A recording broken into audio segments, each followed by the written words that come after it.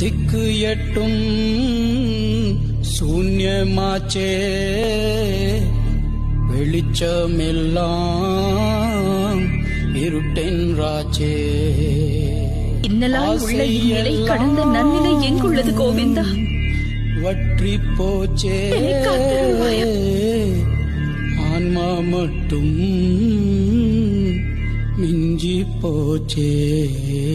என்ன விரதம் ஏற்றாய் நீ அம்மா, நெஞ்செல்லாம் இறைவியாய் நின்றாயே அம்மா.